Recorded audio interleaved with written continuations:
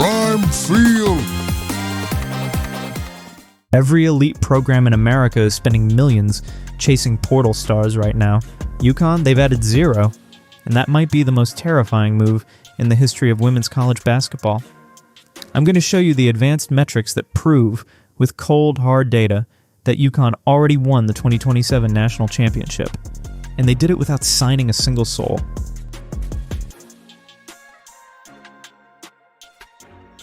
Let's start with the baseline. UConn's 2025-26 season wasn't just good, it was historically efficient. 38-1. Number 1 net ranking, number 1 adjusted offensive rating in the entire country, 127.35 points per 100 possessions. But here's where it gets wild. Their defensive rating? 59.15. That's the lowest points allowed per 100 possessions in all of Division I women's basketball. Think about what that means. UConn was simultaneously the best offense and the best defense in the entire sport. That's not a roster, that's a machine. And their simple rating system, which combines margin of victory with strength of schedule, was 50.86. That edged UCLA's 49.42. The team that just won the national title. So while Iowa State just lost 10 players to the portal and Texas is reportedly in full exodus mode, UConn is returning 69.4% of their total minutes played. But wait, doesn't that mean they're just standing still while everyone else upgrades? Oh no. That framing is exactly backwards, and I'm going to prove it.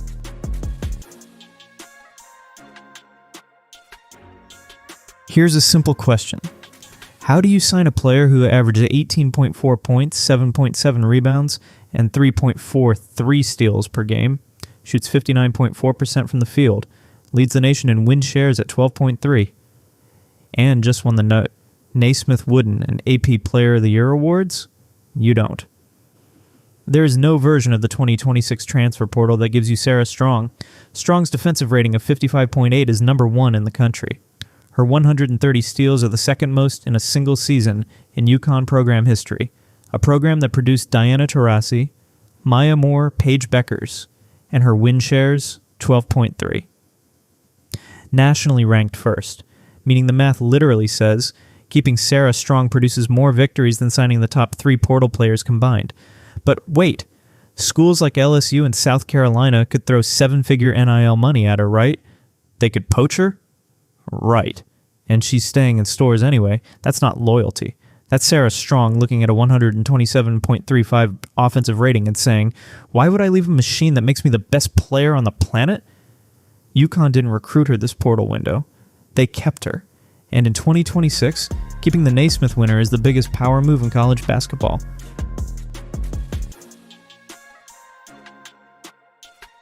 Now here's the angle that nobody is talking about. While South Carolina is hunting Kymora Johnson, and Iowa State sorely just lost Audi Crooks, who averaged over 19 points, UConn is quietly running what I'm calling the internal portal. 3 of the most efficient freshmen in the country are about to become sophomores, and historically, UConn guards make a 15 to 20% efficiency jump between year 1 and year 2. And let's run the numbers. Blanca Quinones, 10.7 points per game, 53.6% field goal percentage as a freshman. She's projected as a lottery pick in the 2027 WNBA draft. Her efficiency already rivals veteran post players in the portal. But wait, what about the AZ Fudhole? She averaged 17.3 points last year. That's a massive gap, right? Wrong framing. Meet Ali Zeeble, 41.1% from 3 on 141 attempts. She has the shot profile and volume to absorb every single one of Fud's perimeter reps without spending $1 of Niel. And Kaylee Heckel, 108 assists in 18.7 minutes per game. Her distribution rate already rivals starting point guards actively being bid on in the portal right now. UConn isn't hoping these players improve. The statistical trajectory of every elite underclassman in this program says they will improve. That's the internal portal. You don't need to add a 15 points per game scorer if you're already developing one in-house.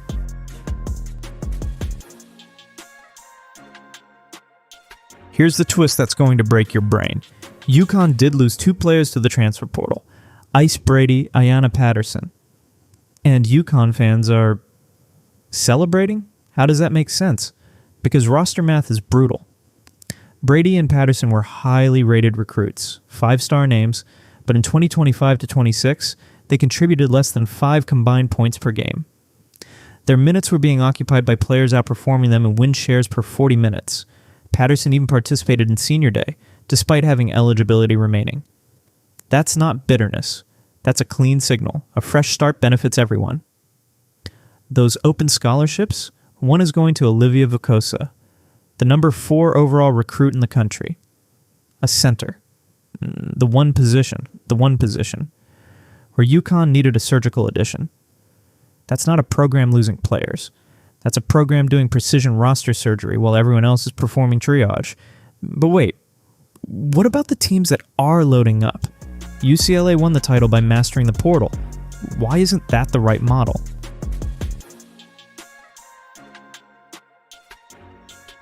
UCLA won the 2026 championship by integrating Lauren Betts from Stanford and Gianna Neepkins from Utah. And it worked. But here's what people aren't calculating. UConn's 38-1 roster built 7,800 total minutes of shared experience. Every screen, every cut, every defensive rotation is already programmed at a neurological level in that lineup. Now imagine you drop a new portal star into that system. Even a great player like Kymora Johnson, 19.1 points per game at Virginia, would face what I'm calling the Geno tax. UConn runs one of the most complex motion offenses in college basketball. New players don't just learn it. They absorb it, slowly. And during that absorption period, your 127.35 offensive rating dips. Your spacing breaks down, your timing is off.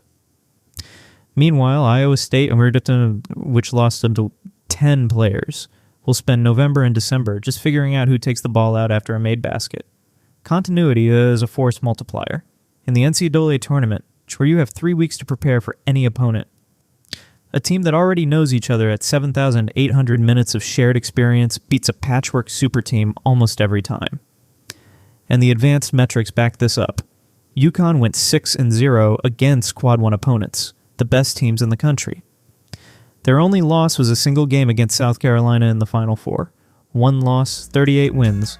That is the blueprint, not acquisition, retention.